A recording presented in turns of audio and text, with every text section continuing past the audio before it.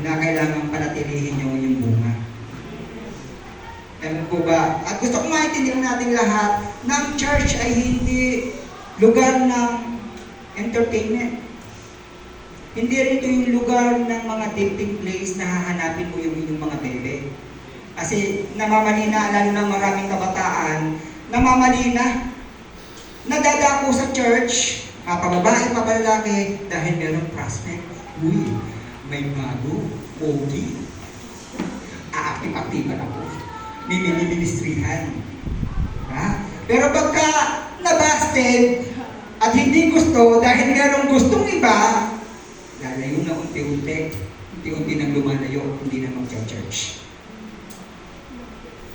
Amen po ba? So, hindi ito dating place. Hindi ito lugar na ikaw ay maghahanap ng iyong special someone. Mali ang ating idea, mali ang ating motibo. Kung pupunta tayo dito sa church na hindi ang purpose natin ay hindi para magbigay ng papuri at sambahin at paglingkuran ng Diyos. Amen po ba? Dahil ang objective natin every Sunday ay papurihan, paluguran, pasalamatan, sambahin ang ating Diyos. Hindi tayo hindi yung amang mata natin ay kalikot-likot sa mga poging pagkaganito. Hindi ka makapag-worship, hindi ka makapakinig ng mensahe dahil ang mata mo aligaga sa pagtingin. Pogi yun. Next Sunday, aatin uli ako. Lord, ipahintulot mo na andun uli siya. Aba, nag-evangeligaw. Hello mga Kristyano. Hindi ito entertainment place. At hindi rin ito lugar na kung saan hahanapin mo yung mga gusto mong mahalin sa buhay mo. Hello? Dapat tama ang puso natin. Every time na tayo sumasamba. Every time na tayo naglilingkod. Every time tayo nagpapagamit. Laging tama motibo, tama ang puso. Amen po ba? Mga Kristyano, o sa ating pagtatapos, tapos na tayo. What are the reasons why no matter how sanctified religiosity and doing good of man cannot reach the righteousness of God? So ano ang mga dahilan? Bakit kahit anong gawin, pagpapakabanal, pagiging religyoso, o paggawa ng mabuti ng tao ay hindi natin maabot ang katuwiran ng Diyos? Meron pong malaking dahilan. Bakit hindi maranasan ng maraming tao ang katuwiran ng Diyos? Ang sabi diyan, Romans 10:3, sapagkat sa hindi nila pagkaalam ng katuwiran ng Diyos at sa pagsusumakit na maitayo ang sariling Kanya at hindi sila nagpapasakop sa katuwiran ng Diyos. So ito po yung tatlong dahilan. Sino po ba ang katuwiran ng Diyos? Sino po ang katuwiran ng Diyos? Wala naintindihan. Sino ang katuwiran ng Diyos? Si Kristo. Amen po ba? Sino ang nilagay ng Diyos para makatayo ang tao sa katuwiran ng Diyos? Si Kristo. Kanino dapat magpasakop upang maranasan ang katuwiran ng Diyos? Kay Kristo.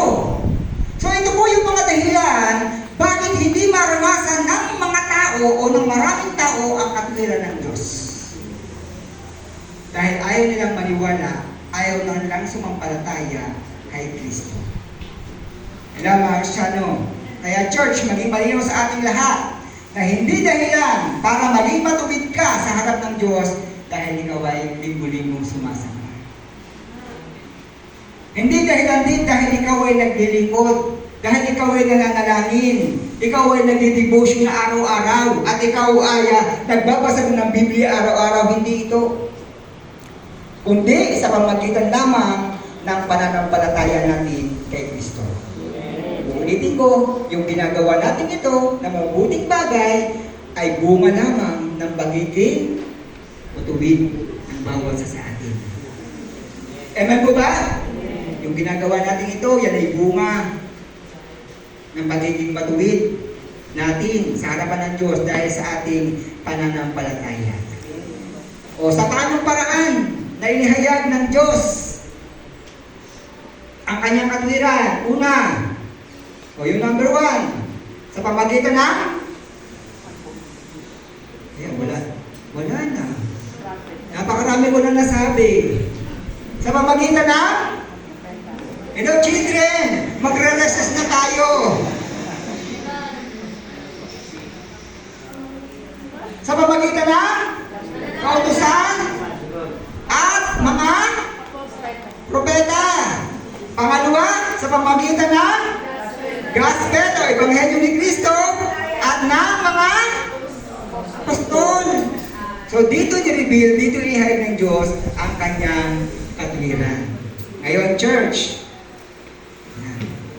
kapag talagang naiintindihan natin ang righteousness of God, malalaman natin na naging matuwid tayo sa harapan ng Diyos at naligtas tayo dahil sa ating pananampalataya kay Jesus. At ito ay nag-uudyok sa atin na sumunod sa kanyang palatuntunan, gumawa ng tama at ganapin ang kanyang mga salita. Alam po ba? Yan po yung nag-uudyok sa bawat isa sa atin na gumawa ng tama, na gumawa ng mabuti, na gumawa ng paglilingkod. Alam mga Kristyano, ang ating pagsunod sa kautusan ay at paggawa ng mabuti nang walang pananampalataya kay Jesus ay walang katiyakan para sa katwiran ng Diyos. At wala rin katiyakan para sa ating kaligtasan. Subalit kung ikaw ay tiyak na sumampalataya sa Ebanghelyo, for sure kapatid, nakatitiyak ka din na ikaw ay naging matubig na sa harapan ng Diyos at ang bunga nito ay ang buhay na walang hanggan. Kaya nga doon sa huling verse natin pong iiwan sa bawat isa, sa Romans 8:28, kaya nga, may mapasiyan natin na ang tao ay inaringanap sa pananampalataya na hiwalay sa gawa ng kautusan. Magandang tanghali po sa ating lahat, tayo pinanalangin. Dahil ang Diyos makapangyarihan sa lahat, muli po, to God be all the glory.